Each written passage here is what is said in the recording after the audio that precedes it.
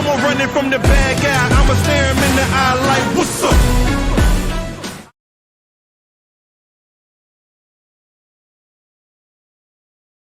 Hello, everyone, and welcome back to My Story, My Strength 365-day challenge, where I bring you real and raw, authentic stories of my life, things that I had to overcome to help show and understand that healing is not easy. When you have to, so much that you have to get over and heal from. It's not something that's going to just bounce back. You don't just go through the trenches and come out unscathed. You have to do the work.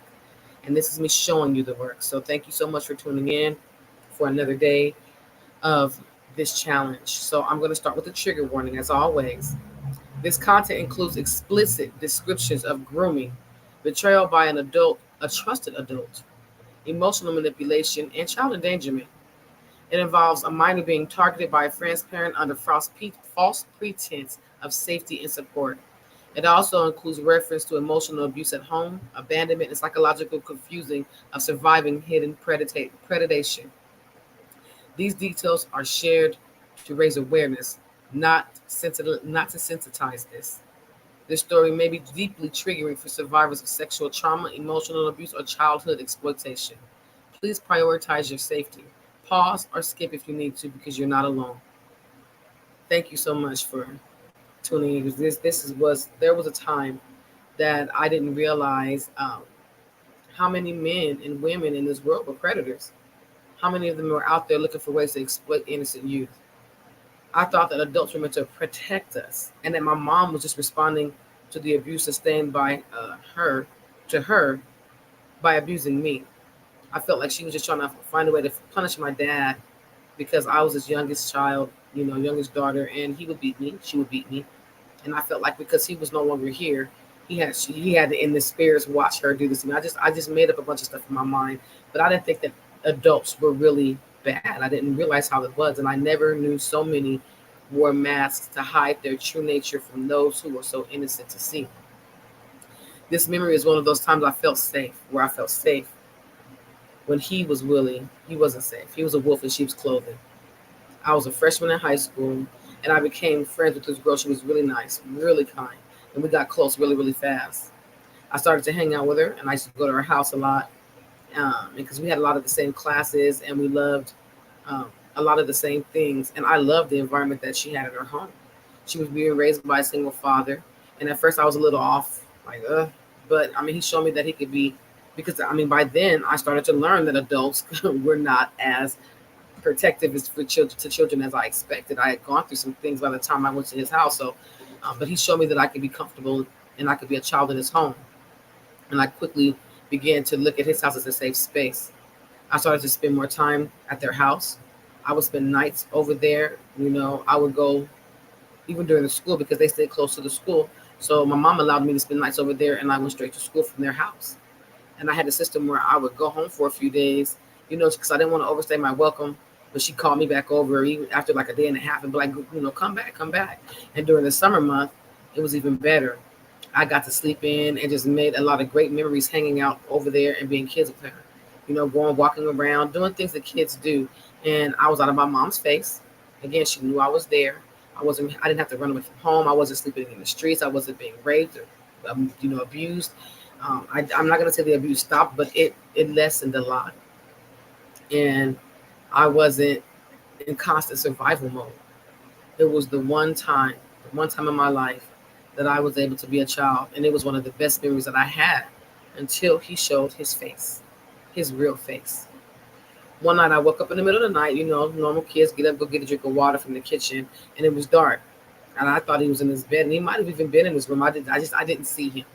I went and got my water, drink, went to clean the glass out, and the next thing I know, I feel him standing behind me, and he's pressed up against me. And it was that familiar feeling of, oh my goodness, here we go, because I thought that I was safe, and I wasn't. And I could feel him breathing down the back of my neck.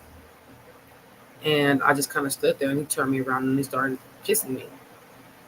But I just got stiff. I learned to not cry, to just kind of let them do what they're going to do and not to make them angry. So I didn't react. I didn't respond.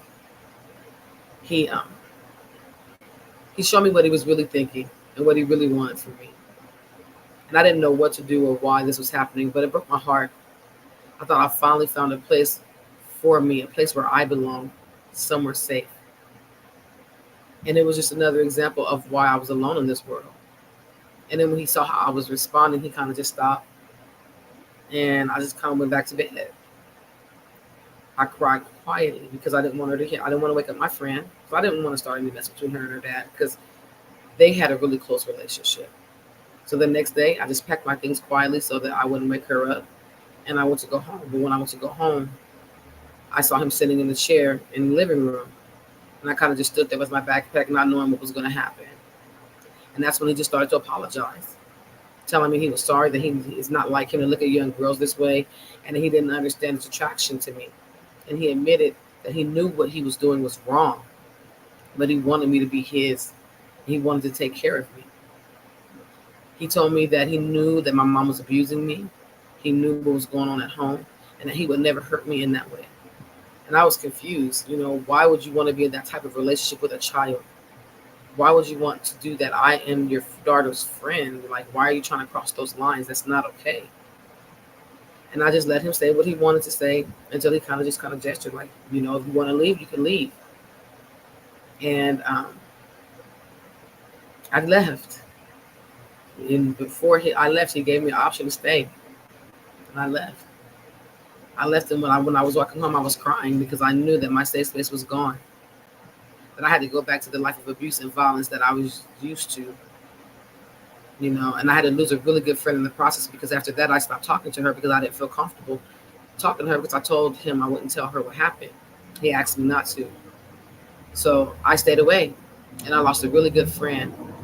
I lost, like, at the time, my best friend and my safe space all at the same time. And it broke my heart because I didn't understand. I didn't understand why. Why did this have to be this way? Why does everyone have to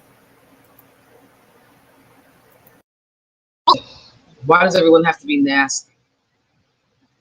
Why does everyone have to always look at things in a sexual way? Why do they have to look at me in a sexual way? So I just went home. Sorry, leaked a little bit. I just went home and I hated my life. I hated my life. But to identify that wound, that experience shattered my sense of reality.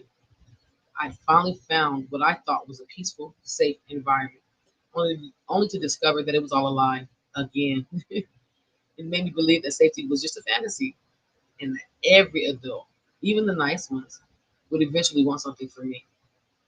I felt like I was only ever seen as an object of desire or abuse, not as a child in need of care.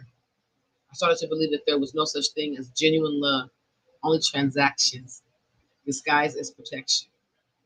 I questioned my judgment. I hated my body. I felt ashamed for even trusting this man in the first place. It also forced me to internalize the idea that I was cursed to always have to lose good things in my life. That every time I found something good, it would turn bad because I wasn't meant to be or feel safe. And I carried that guilt, I carried that shame, and the loneliness so deep it felt like it would just swallow me whole. So my reflection question to you: have you ever felt like the safest place in your life turned out to be the most dangerous? And what did that teach you about who you could trust? Who could you trust? If every time you went somewhere safe it turned out to be dangerous, then who can you trust? So my negative mindset at that moment was I attracted danger. No place for me is safe. I'm just a magnet for pain. But that was not the truth. That was a thought pattern of trauma. That was not true. The truth was what happened to me was not my fault. And the actions of one or more predators do not define my future or my worth.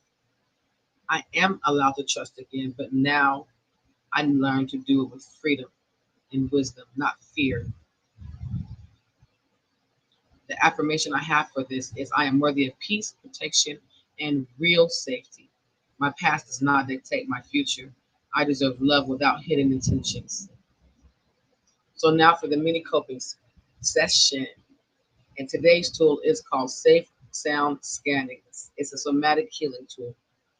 The somatic practice helps retrain your nervous system to distinguish between actual danger and residual response trauma.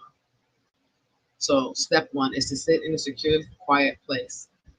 Plant your feet on the ground and let your arms rest. Just rest that naturally. Don't force it. Start inhaling slowly through your nose and count to five.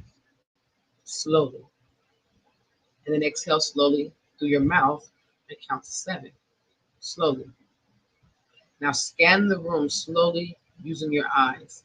Look at everything, every corner, every object, the walls, everything, and say out loud or silently, this room is safe. I am safe now. Bring in sound. Play soft instrumental music or nature sounds. I love thunder. I know a lot of people are afraid of it, but that's my relaxing sounds. Luckily, I don't need to play it because it's out here like that every day. But you need to focus deeply on on the sounds, and try to pick the layers, like birds chirping, water flowing, etc. Whatever, or if you listen to music, try to pick apart the different instruments. The piano, if there's a violin, if there's a horn, what kind of horn is it? If there's a woodwind instrument, what type of woodwind instrument it is. I play musical instruments, so I can do that a lot better than others, but just try. And let your body notice that nothing threatening is happening while you're taking apart, layering these sounds that you're hearing. And then you end with grounding. You say out loud or silent, whatever is the safest for you. What happened to me then? Is it happening to me now? And you repeat it until your heart calms down. This tells your body that you're no longer in danger, even when the memory is really vivid. And again, this is something that you're going to have to practice regularly to teach. You have to retrain your body. When you're training your body or when you're training yourself to do something, you know you have to do it more than once for it to turn into perfection, as close to it as you can get. And now we're at our 1 minute empowerment challenge. This challenge is named Name Your Power and Claim It Publicly. Pick a single power that the pick a single power word that reflects what you survive and what you're stepping into. Yeah. Examples is unshakable, fierce, unbreakable, resilient. That's my word, resilient. Some people don't like that word, so pick another word. Then text. Text that word to someone. Text it to someone you trust. Or you could post it anonymously in a group. I'm in a lot of domestically violent groups, a lot of grieving parent groups, a lot of trauma groups. And they have the ability for you to post anonymously. And just to post anonymously to a group, that is what you want to do. Or write it on a sticky note and place it somewhere where you can see, like on your mirror. The challenge is you're not hiding it anymore. You're claiming who you are becoming in real time. So that's your challenge. Now we are going to do my favorite part is the Survivor Spotlight. And this spotlight is going to speak about Miss Tamar Braxton. We all know who Miss Tamar Braxton is, and she was born into music. She's the youngest of the Braxton siblings and is a sister of you know who, Miss Toni Braxton. She also sings herself, has a beautiful voice, and she stood in the shadow of greatness. It didn't take long for her powerful voice and bold spirit to shine on her own. But behind that glamour, fame, and powerhouse vocals, Tamar's personal life told a different story, one of pain, silence, and survival. For years, Tamar lived through a relationship that she later revealed was both mentally and physically abusive. She was manipulated, gaslit, and emotionally worn down, slowly losing her voice in the one place she thought she'd finally found it, in her home. In interviews, she spoke about being in a space where she no longer recognized herself, where fear was constant, and where her light was dimmed under the weight of control and psychological torment. Her trauma wasn't just intimate, it was public. Living in the spotlight meant navigating the pain of abuse while still being expected to perform, smile, and entertain. But behind the scenes, she was fighting for her sanity, for her safety, and her soul. The emotional abuse made her question her worth and intuition and placed her in her place in this world. She felt silenced and shamed and trapped in a life that looked golden on the outside, but inside was deeply bruised. In 2020, Tamar survived a mental health crisis that shook the world and broke the illusion that success equals peace. She attempted to take her own life, an act not born from weakness, but from the exhaustion of carrying the unspoken trauma for far too long. But that moment became a turning point, not an ending. Since then, Tamar has reclaimed her voice. She has spoken out about the invisible wounds of emotional abuse and the pressure of perfectionism, the need for mental health, and the need for mental health support in Black communities. She took time away from the spotlight to heal, confront generational trauma, and return to herself, not as a celebrity, but as a survivor. Her bravery in addressing domestic violence, narcissistic abuse, depression, and suicidal ideation opened doors for women who thought they had suffered in silence. They had to suffer in silence. Tamar now uses her platform not just for entertaining, but for empowerment, truth telling, and community healing. Tamar Braxton didn't just survive, she came back to life. She survived the kind of pain that doesn't always leave bruises on the skin but can shatter your spirit. She survived being gaslit into silence, controlled into compliance, and loved conditionally by people who only valued her light when it served them.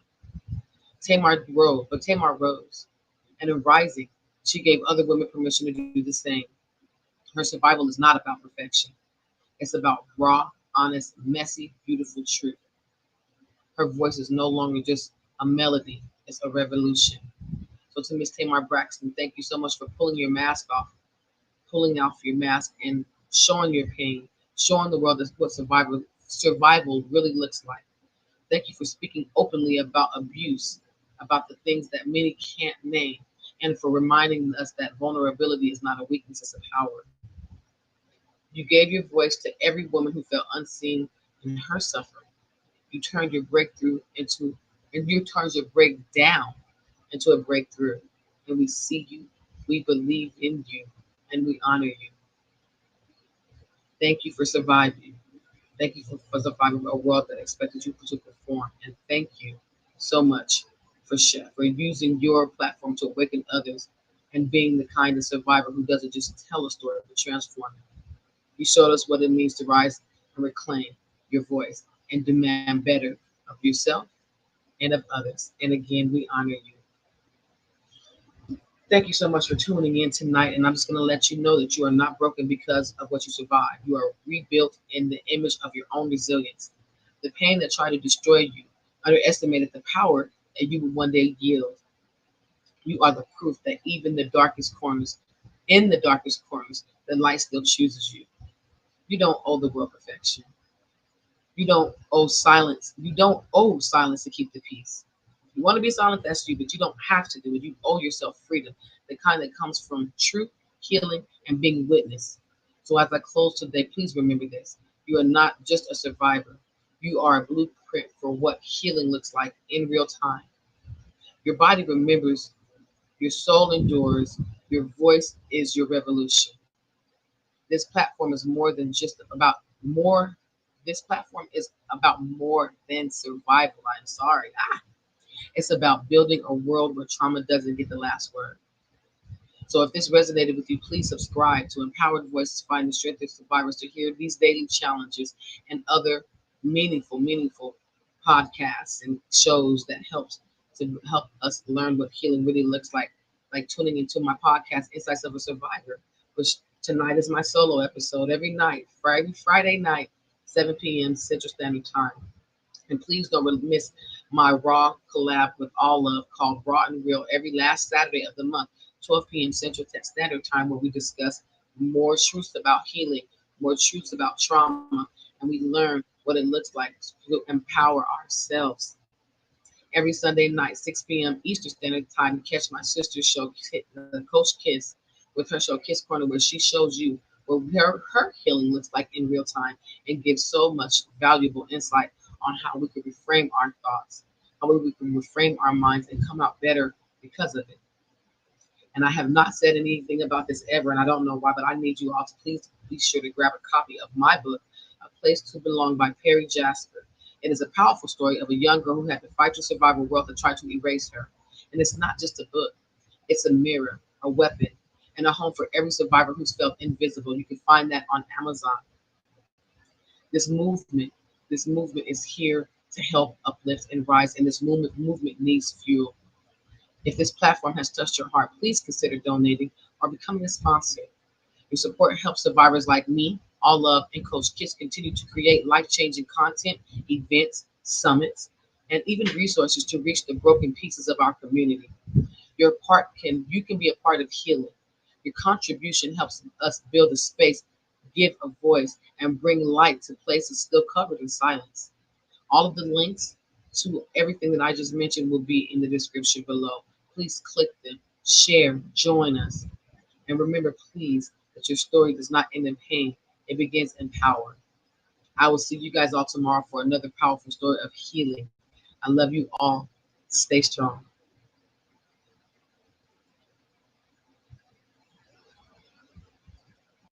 Heard you looking for a hero. Well, look up.